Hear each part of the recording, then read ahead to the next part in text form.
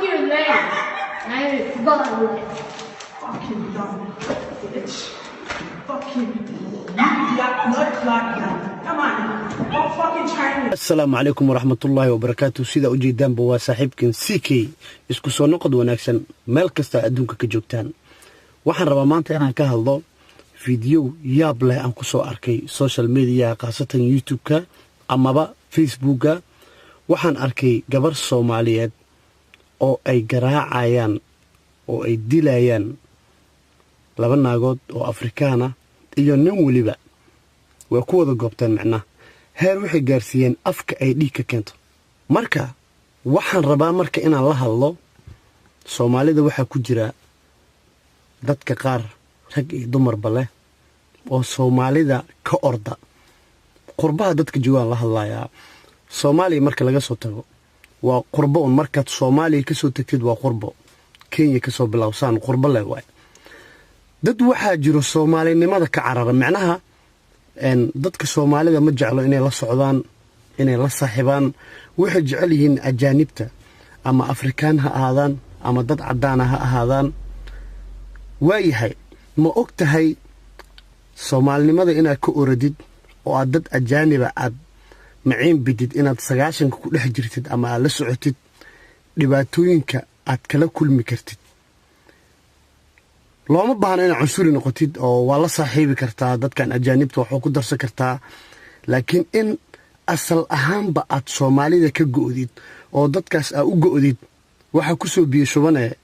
gabadhan aad arkayso hadda aad daawanaysid arxan darada loo dilaayo halkaas ku soo biyo shubanay. please subscribe sar channelkayga hana ka iloobin inaad furato bambaleelka si aad u noqoto daawadaha ugu horeeya. mahadsan. waliba sidaan hadda uga jeedo gabadha qaabkeeda iyo soo labisneed iyo muuqaal ahaanteeda aniga qofka ma aqaano laakiin qaabka hadii aan qiimeeyay absolutely waa dadka Soomaalida ka orda oo yiraahdo naga tag Soomaalida maxay oo Soomaalinimada ka carara ee qurbahan jooga ee dadkan madowga maaragtay Mexicaanka iyo Jamaicaanka iyo waxa asxaabta ka dhigta ee 90ka iyaga daba socda. bal hadda fiiri naxariis darada iyo arxan darada Israa'iil miya kabay afka uu garaacay ayadoo dhiigayso biima ka socdo mise dhiiga ka socdo maxay ahaayeen dadkan Yahuudka darana qof dhiig ka socdo afka dhiig ka tufaaya gudaha galaleeya waliba meesha ay ku dilayaan guriga geysteen macna marka ay dilayso waxa leedahay gudaha gal aaway gabdhihii Soomaaliyeed ee nala dhashay ee ku faani jiray Snapchat-yada markii ay wiilasha Nigerianka iyo Jamaicaanka iyo Mexicaanka whatever ay la socdaan Snapchat-yada iyo Instagram-ka intay soo dhigaan ku faafani jiray aaween war wiil Soomaaliyeed lagama yaabo si kasto isugu dhacdaan si kasto xitaa alkulusyaal daatiin oo hawada uga baxdaan lagama yaabo in qaabkan uu ku garaaco. haddaba wiil Soomaaliyeed ka faantay haddii aad wiil tahayna gabar Soomaaliyeed ka faantay oo ajaanib raacday oo Soomaalinimada ka oraday halka aad ku soo biishubinayso waxay tahay si arxan daraa inay ku dilaan. fiiri gabadha afkeeda dhiiga ka baxaya kaba inta looga haya midna jilib ee waxa uga haysaa kelida ninkan uu ka duubaya dabcan sida sheekada u fahmay.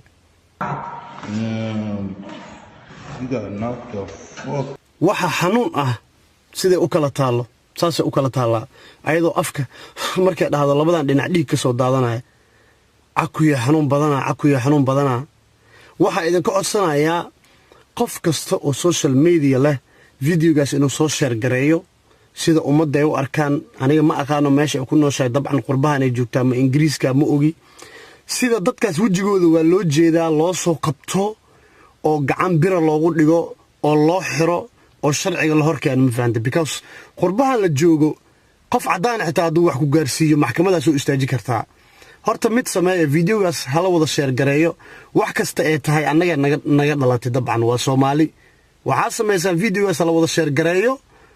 maxaa la yiraahdaa haddii dadkeedii la soo helana videoga ha qaadaan meesha ay tahay booliiska ula tagaan wajiyadooda waa loo jeedaa maaragtay dadka gabadha ku goobtay. marka gabadha dadkeeda haddii ay arkaan videoga ha qaadaan booliiska ula tagaan waayo dadka gabadha garaacaya wajigooda waa loo jeedaa qasab meesha ay ku nool yihiin maafiya kasta ay yihiin waa la soo qabanayaa in la soo qabtay ku dambeynayaan marka fiidiyowgaas ha qaadaan booliiska ha ula tagaan gabadha familkeeda haddii ay arkaan fiidiyowgan hana dacweeyaan gabadha masaakiinta heer waxaa la gaarsiiyey afka ay dhiig ka soo tufto run ahaantii ana fiidiyowga markaa arkay aad iyo aada uga xanaaqay gabadha waa gabar Soomaaliyeed dameer Soomaaliyeed hadduu kugu jiro saanoo kale markaa aragtid cakuy ceel badan aan leedahay aniga marka hadda midda aan rabo inaan idin sheego waxay tahay tan tusaalaha idin ahaato dadka I love ajnabiga ah tan tusaalaha idin ahaato aniga idinma dhahayo cunsuri noqda dadka kale madowga ka faana we all black laakiin waxaa loo baahan yahay mar kasta dadkaada inaad ka dhex bixin mar kasta inaadan dadkaada ka faanin maxay ahayd horta mahmaadii dhihisay dadkaada iyo kabtaadaba dhexdaa loogu jiraa ma ahayd waa iga maqan tahay haddii aad nin rag tahay iyo qof dumara haddii aad tahayba aniga taladan ku siin lahaa waxa ay tahay aad qurbo ku nooshahay weligaa dadkaaga dhexda uga jir weligaa dadka adiga aad ka dhalatay ama meesha aad ka soo jeedid dhexda uga jir macnaha cunsuri ha noqonin oo dadkan dhexgal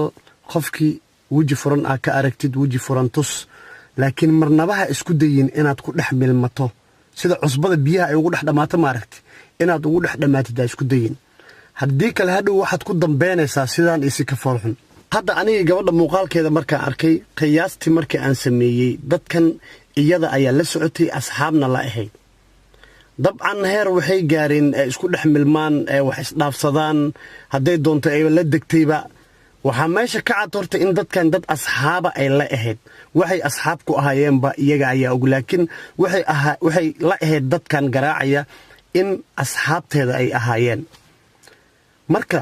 ajaanib haddii aad asxaab ka dhigatid ood ku dhex milmatid oo 90 iyaga aad la socotid run ahaantii faa'iidooyinka laga dhaxlo tanoo kala ka mid ah la saaxiib waqti kooban la qaado laakiin mar kasta dadkaaga dhexda uga jir dadka Soomaalinimada ka faana dadka Soomaaliyeed ay ka dhasheen meelaha ka caacaya ee ka orda ee ajaanibta ay ku dhex jiraan ku dhex baadila saana u dambayso dad badan arkay aniga oo ajaanibta markay la socdaan madow kale shit Soomaalida waa jaahiliin waa wax noocana oo haday gabar tahayna nimankooda bahdila aduu wiil yahayna naagooda bahdila saano kale ku dambeeyaan in public lagu soo dhex garaaco waxa jiro gabdho fara badan oo aniga social media isugu jirno meesha tahayba idima sheegayo waxaan arkaa intooda badan fiiri 1 maaha 2 maaha 3 maaha ajaanib ay saaxiib leeyihiin dhibaatada jirto waxay tahay gabi waxay ka wada siman yihiin war saaxiib la ahaadaan laakiin tan aniga aan ka yaabay waxay tahay maxay kulligood ugu wada siman yihiin in wiilasha Soomaaliyeed ay ku dhagan yihiin aniga inta gabdhooda aqaano ee ajaanibta saaxiibka la ah ee la socdo social media-hooda markay soo galaan maxay wiilasha Soomaaliyeed ugu dhagan yihiin wiilasha Soomaaliyeed kaliya ma inta dhig Soomaalinimada maxay ugu dhagan Soomaalinimada dadka ay ka dhashaan maxay ugu dhagan yihiin haddii qofkan aaba raacdayba oo aad ku dhex milmatay oo aad la socotid la soco laakiin